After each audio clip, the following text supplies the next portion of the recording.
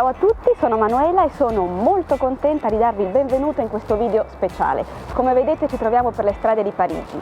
Oggi ho il piacere di andare a intervistare una grande signora dell'edizione francese. Abbiamo appuntamento con Anne-Marie Métellier che ci riceverà nella sede della casa editrice che ha fondato 40 anni fa, che porta il suo nome e che dirige con lo stesso entusiasmo, la stessa convinzione, lo stesso brio dell'inizio, ma con 40 anni di esperienza in più. Ci parlerà del suo percorso, della sua carriera, della storia della sua casa editrice, del suo rapporto con i libri e con gli autori, condividerà con noi qualche aneddoto, magari anche qualche segreto e certamente la passione illimitata per il suo lavoro. Come probabilmente avremo modo di vedere anche con lei, il catalogo delle sue pubblicazioni include anche una collezione italiana. Pensate che lei è l'editrice qui in Francia di Giancarlo De Cataldo, autore per citarne solo due di Romanzo criminale di Suburra, di Carlo Lucarelli, di Gianni Biondillo e anche di qualche testo di Andrea Camilleri. Adesso andiamo che non possiamo arrivare tardi.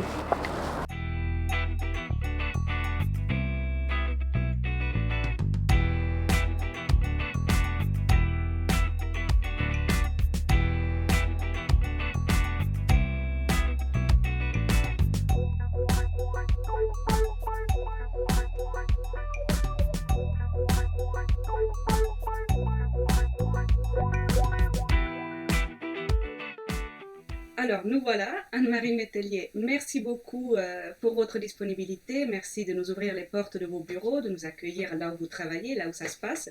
L'occasion de cet entretien est la célébration des 40 ans d'activité de votre maison d'édition, donc tout d'abord félicitations.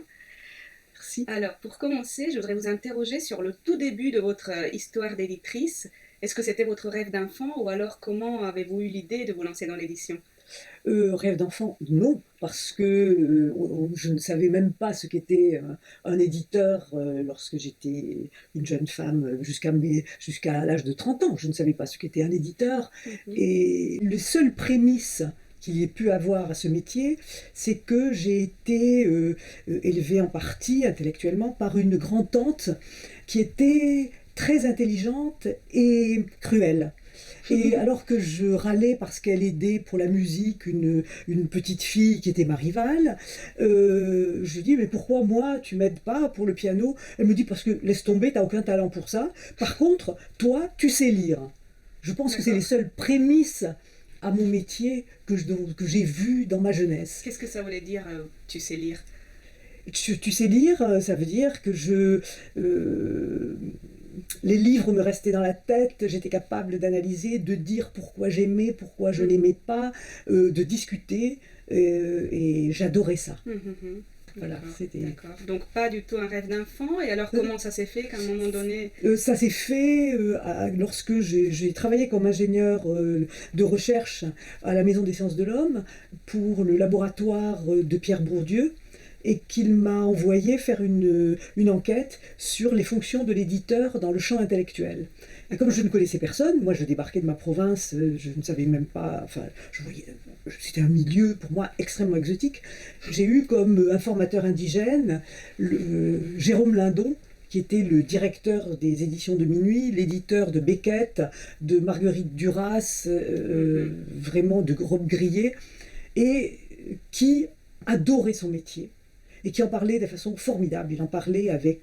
C'était un homme assez froid, mais dès qu'il parlait de livres, il avait les yeux qui brillaient, il était... on sentait qu'il se reconnaissait dans ce qu'il faisait. Quand il parlait de ses auteurs, c'était merveilleux. Et donc j'ai fait les interviews d'une soixantaine d'éditeurs. On était dans la fin des années 70, là. Et à la fin, j'ai rendu mes statistiques, mes relevés toute ma recherche à Bourdieu en lui disant « Bon, alors moi je démissionne et je vais monter une maison d'édition parce que je crois que c'est ça qui est quelque chose pour moi, vraiment. » Et je suis partie avec l'idée qu'on me cachait quelque chose, qu'il y avait dans ce métier autre chose que ce que révélaient les statistiques, la mesure du pouvoir symbolique, du pouvoir économique, la situation. Tout ça me paraissait... Et je voulais pouvoir me reconnaître dans ce que je faisais, comme j'avais vu Jérôme Lindon le faire. Donc je suis partie, sans aucun doute, sans connaître rien. Et comment vous avez appris du coup le métier? Comment ça sur se le fait? tas. sur le tas, avec, vous savez, les gens qui aiment leur métier sont très généreux. Donc j'ai rencontré des éditeurs, des gens qui travaillaient dans l'édition, qui n'ont pas hésité à m'aider. Je me suis dit que quand on ne savait rien, il fallait travailler avec des gens qui savaient tout, qui étaient très calés dans leur métier. Alors, une des choses qui caractérise votre positionnement est que vous publiez surtout de la littérature étrangère et vous ne publiez des auteurs français que de manière minoritaire, donc par rapport à un catalogue qui est fait essentiellement de textes étrangers avec une attention toute particulière à certains pays. Donc je voulais savoir si c'était un choix dès le début ou alors les choses se sont faites comme ça. J'ai pas commencé en me disant je ne vais faire que de la littérature étrangère, mais j'ai reçu beaucoup de manuscrits français et c'est tellement mauvais, mais tellement mauvais, que je me suis dit non, il doit y avoir d'autres façons de faire les choses. Et en particulier, j'ai pensé à ceux que j'avais lus au cours de mes études et qui n'étaient pas disponibles en français et surtout ou qui étaient extrêmement mal traduits. Donc j'ai commencé avec Machado de Assis, le grand auteur brésilien, le Proust des tropiques. Et voilà, j'ai voulu faire retraduire Don Casmurro, qui était un grand livre sur la jalousie, qui m'avait beaucoup aidé dans mes jeunes années. D'accord, donc effectivement, je sais que il y a toute une génération d'auteurs brésiliens et latino-américains qui ont attiré votre attention au début, peut-être à l'époque aussi de votre militantisme. Il y a un lien peut-être entre votre engagement à cette époque-là et la découverte d'un certain type de littérature. Les choses se font en marchant. Mais c'est vrai que le fait que j'ai beaucoup milité dans les années des dictatures du cône sud de l'Amérique latine, que j'ai fait une revue révolutionnaire absolument magnifique, m'a initié à la typographie, m'a initié à comment faire quelque chose de beau, parce que je travaillais avec des militants qui avaient été journalistes, qui savaient comment on faisait, donc ça m'avait fait une formation. Et puis, j'ai surtout rencontré au cours de ces années-là des gens avec lesquels on travaillait pour construire l'avenir, mais surtout on a construit des amitiés qui étaient très fortes, des amitiés qui étaient beaucoup plus chaleureuses et généreuses que celles que j'avais connues jusque-là. Et donc, comme j'avais une formation en espagnol et portugais, lorsque je suis arrivée dans l'édition, je me suis immédiatement intéressée à ces langues, mais sur l'Amérique latine, qui était mon fort, disons, ce que je connaissais le mieux, on disait qu'après les grands du boom, la littérature latino-américaine n'existait plus. Et moi, je faisais une analyse, j'ai fait de la sociologie entre-temps, et des sciences politiques aussi, et je me suis dit que les jeunes poètes de 18 ans, qui avaient été pris dans le tourbillon des dictatures, qui se trouvaient en prison, qui partaient en exil, qui en exil faisaient des enfants, étaient obligés de travailler en Suède pour pouvoir les élever, quand la quarantaine allait les rattraper, la littérature allait les rattraper. Et vous les avez attendus. Je me suis dit, ils vont apparaître. Et je pense que lorsque j'ai publié Luis Sepúlveda en 92, je me suis sentie rassurée. Je ne m'étais pas trompée dans mes analyses. Dans votre catalogue, il y a aussi une présence importante d'auteurs italiens. Oui. Donc, pouvez-vous nous en dire un peu plus, comment vous les avez rencontrés ou comment vous les avez choisis, comment vous travaillez avec eux? L'Italie m'est arrivée par Serge Quadrupani. Serge Quadrupani, je le connais depuis, je pense, presque 45 ans. C'était un très jeune homme à l'époque, et il était notre rédacteur dans une agence dans laquelle je travaillais, et c'était notre esclave. Nous étions deux jeunes femmes de 30 ans, et Serge était ravi d'être l'esclave de filles de 30 ans, parce que comme il en avait 22, donc on avait des relations amicales. Et puis il m'a proposé un certain nombre d'auteurs italiens, et en particulier on a commencé avec Luigi Natoli, un Sicilien. On a publié Le Bâtard de Palerme, et c'était formidable. C'était à qui tout double sur ce livre. La grande surprise, ça a quand même été d'en faire un best-seller. Alors, c'est toujours une question importante et délicate, mais ça l'est d'autant plus pour vous qui avez un catalogue, comme on l'a dit, composé essentiellement de textes traduits. Comment vous travaillez avec les traducteurs? Comment vous les choisissez? Qu'est-ce que vous attendez de leur travail? Je crois que ma grand-tante avait raison quand elle disait que je savais lire, parce que j'ai de l'oreille pour la musique des textes, que je repère la voix des auteurs. Et donc je cherche, pour traduire ces auteurs, des traducteurs qui soient capables de saisir cette voix et qui la respectent, qui ne se considèrent pas comme des auteurs aussi, mais qui soient au service du texte. C'est difficile. C'est très difficile. Et il faut être très humble. Donc, 40 ans d'activité, j'aimerais bien découper cette belle histoire par décennies et avoir un souvenir ou alors un mot-clé ou alors un bref résumé de ce que chaque décennie a représenté pour vous dans la construction de votre parcours, de votre histoire.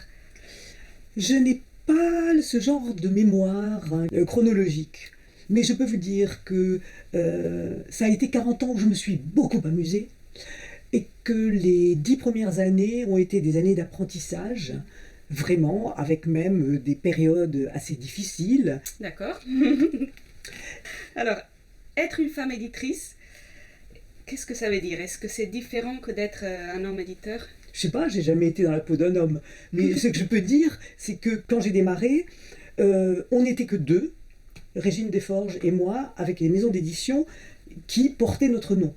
Par contre, 75% du personnel de l'édition est féminin. Bon, c'est les hommes qui sont au poste clé, ce sont les chefs. Mais comme moi j'avais milité pendant des années dans les luttes de femmes des années 70, pour moi j'avais réglé mes problèmes, j'étais,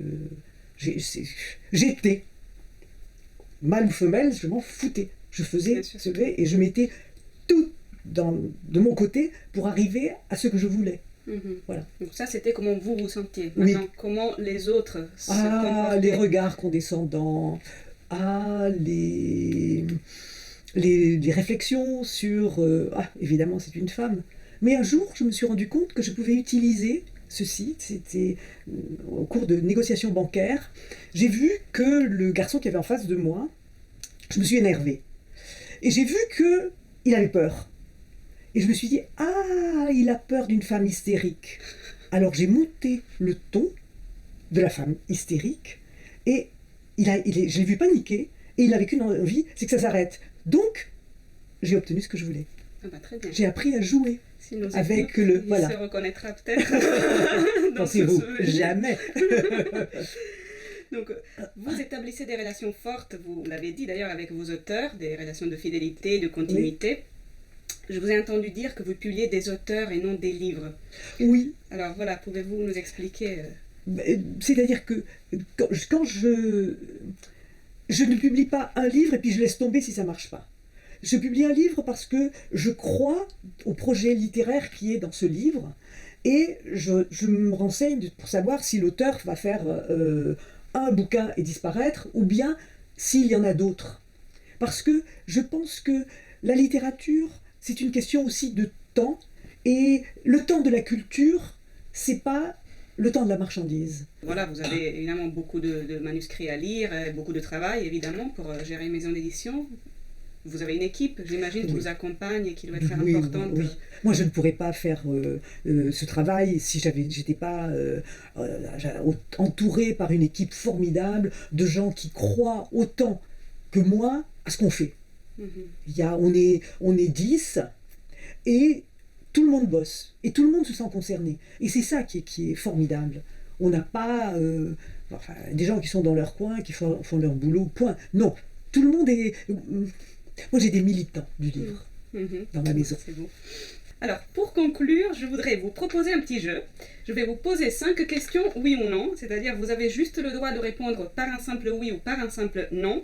Pas d'explication, pas de possibilité d'argumenter, pas de possibilité de nuancer, rien. Juste oui ou non. Vous êtes prête? Oui, on joue. Ok, allez, on y va alors.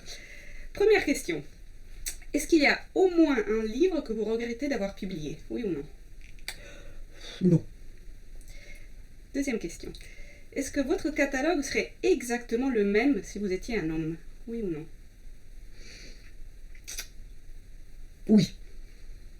Est-ce que votre carrière s'est faite au détriment de votre vie privée? Oui ou non? Non. Si c'était à refaire, vous recommenceriez? Oui, Oui. ou non? 5e question et dernière question. Avez-vous aimé, vraiment aimé, passer ce moment avec moi pour répondre à cette interview? Oui ou non? Oui.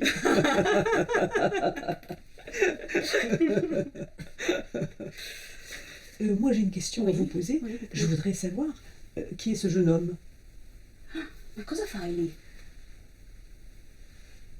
Cet entretien touche à sa fin, donc merci vraiment pour nous avoir accueillis, merci pour votre disponibilité, pour avoir partagé tout ça avec nous aujourd'hui. C'est une très belle histoire d'éditrice et de femme, celle qu'on a racontée aujourd'hui, et pour moi c'est toujours magnifique d'écouter quelqu'un parler de son métier avec autant de passion. Donc merci Anne-Marie Métellier et plein de beaux livres et de succès littéraires pour la suite. Merci à vous.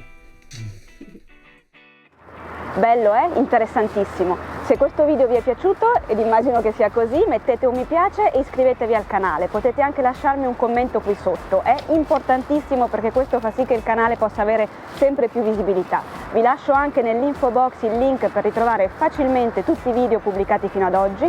Noi ci vediamo fra 2 settimane con la prossima pubblicazione, appuntamento il 5 dicembre. A presto!